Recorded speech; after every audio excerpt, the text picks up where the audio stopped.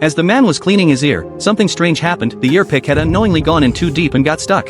Looking in the mirror, he saw that about 5 centimeters were still visible, but the tool was 17 centimeters long, which meant 12 centimeters were buried inside. That could mean it had pierced his eardrum, maybe even reached his brain. Panic set in.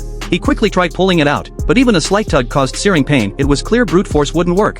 Calling an ambulance seemed like the best option, but when he reached for his phone, he accidentally bumped the ear pick again. The wave of pain was so intense it nearly knocked him out, but it also snapped him back to his senses. He remembered he was in the middle of an assassination mission. His target was a beautiful woman in the building across the street. If he rushed to the hospital now, he would miss the perfect opportunity.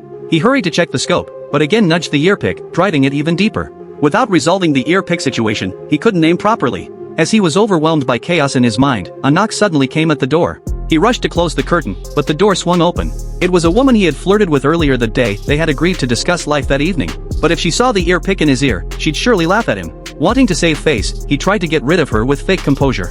Offended, she slapped him hard. Surprisingly, the slap caused the ear pick to shift outward slightly. Overjoyed, he ran after her, begging her to slap him again. This terrified the woman, thinking he was a pervert. She fled in fear.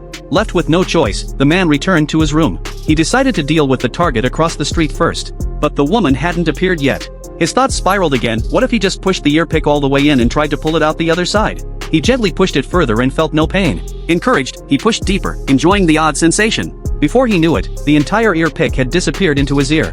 But something alarming happened. It didn't come out the other side. Panicked, he reached for his other ear. Nothing. He stared into the mirror, and the ear pick was nowhere to be found. Had he just shoved it into his brain? He was doomed.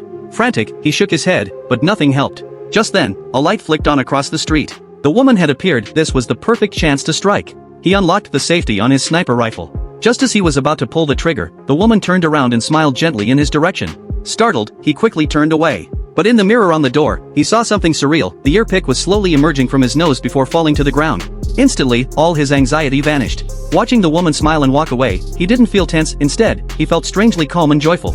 It seemed her smile had saved him. There was no longer any reason to harm her. Perhaps sparing each other was the best ending after all.